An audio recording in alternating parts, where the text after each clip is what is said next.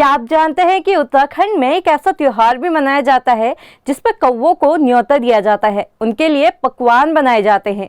हैरान होने की बात नहीं है, उत्तराखंड शुरू से ही प्रकृति के ओतप्रोत रहा है। यहाँ के हर तीज त्योहार प्रकृति से ही शुरू होते हैं और प्रकृति पे ही खत्म। प्रकृति से जुड़ा एक ऐसा ही त्योहार है घुघुतिया। इसे उत्तरायणी, पुसूड़िया, खिचड़ी संक्रांत के नाम से भी जाना जाता है। ये त्योहार वैसे तो सूर्यदेव के उत्तरायण होने की खुशी में मनाया जाता है, लेकिन कुमाऊं में इसकी अलग ही धूम रहती है। इस एक दिन के लिए कौवे उत्तराखंड के राजा बन जाते हैं और कुमाऊं वासी प्रजा की तरह उनकी सेवा करते हैं। कुमाऊं में घुघुती त्योहार की शुरुआत को लेकर एक कहानी खूब सुनाई जाती है। नमस्कार, मैं रक्षिता आज आपको वही कहानी सुनाने वाली हूँ कि आखिर कुमाऊं में घुघुती त्योहार की शुरुआत हुई कैसे। कहा जाता है उस दौरान कुमाऊं में चंद वंश का राज हुआ करता था और राजा थे कल्याण चंद। कल्याण चंद की कोई संतान नहीं थी, इसी वजह से राजा का मंत्री उनकी राजगद्दी पर घात लगाए बैठा था। एक बार राजा कल्याण चंद दर दर भटकने के बाद बाबा बागनाथ के धाम पहुंचे और वहां संतान प्राप्ति की कामना की। राजा की ये कामना सफल भी हुई। कल्याण चंद के घर उनके राज्य का वारिस निर्भय चंद जन्मा। इसी के साथ राजमंत्री के सपनों में पानी फिर गया। निर्भय चंद की माँ उसे बहुत प्यार किया करती थी और उसे एक चिड़िया घुघुती के नाम से बुलाया करती। निर्भय धीरे धीरे बड़ा हो रहा था।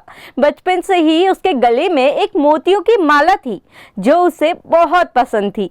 जैसे ही निर्भय चंद ज्यादा शरारत किया करता तो रानी उसे डराती और कहती, काले कौवा आले घुघुती माला खा ले। और घुघुती इस डर से कि माँ मेरी माला सच में कौवों को ना दे, शरारत करना बंद कर देता था। लेकिन रानी की आवाज सुनकर काफी कौवे रानी के आंगन में एकत्रित हो जाया करते, तो रानी उनको कुछ न कुछ खाने को दे दिया करती थी। ऐसे ही घुघुती की दोस्ती कौवों से भी हो गई। सब हंसी खुशी चल रहा था, लेकिन राजा के महल में एक ऐसी खतरनाक चीज भी चल रही थी जिसकी जानकारी किसी को न थी। महल में एक षड्यंत्र रचा जा रहा था, निर्भय चंद की मौत का षड्यंत्र। एक दिन राजा कल्याण चंद के मंत्री को मौका मिला। मंत्री ने निर्भय का अपहरण कर लिया। जैसे ही मंत्री उसे जंगल की तरफ ले जाने लगा तो कौवों की नजर निर्भय पर पड़ गई और सारे कौवे मंत्री पर टूट पड़े। इसी बीच एक कौवे ने घुघुती की माला झपट ली और महल जाकर रानी के सामने डाल दी। जैसे ही रानी ने माला देखी तो वो कौवों के पीछे दौड़ पड़ी। कौवा उड़ते उड़ते जंगल पहुंचा और रानी उसके पीछे। कौवा जंगल में एक बड़े पेड़ पर जाकर बैठ गया।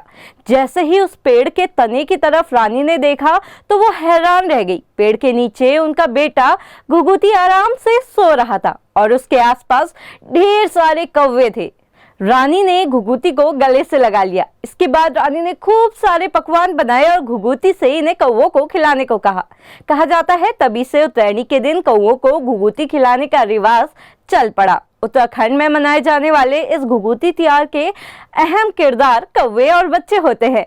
उत्तरायणी की सुबह सुबह छोटे बच्चे नहा धोकर कौवों को खाने पर निमंत्रित करते हैं और कौवों का खूब आदर सत्कार भी करते हैं। इसी दिन बनने वाले पकवानों में घुघुता मुख्य पकवान होता है जो हिंदी के अंक 4 की तरह दिखाई देता है। ये घुघुते आटे को गुड़ में गूंदने के बाद बनाए जाते हैं और इन्हें तलने के बाद ही इन्हें संतरे के साथ एक माला में पिरोया जाता है। फिर बच्चे कौवों को निमंत्रित करते हैं, काले कौवा काले घुघुती माला खा ले। इस त्योहार के दिन दान और सरयू स्नान का विशेष महत्व माना जाता है। आप देख रहे थे खबर उत्तराखंड। अगर आप हमें फेसबुक पर देख रहे हैं तो हमारे पेज को फॉलो करना बिल्कुल भी ना भूलें। अगर आप हमें यूट्यूब पर देख रहे हैं तो हमारे चैनल को लाइक, शेयर और सब्सक्राइब जरूर करें।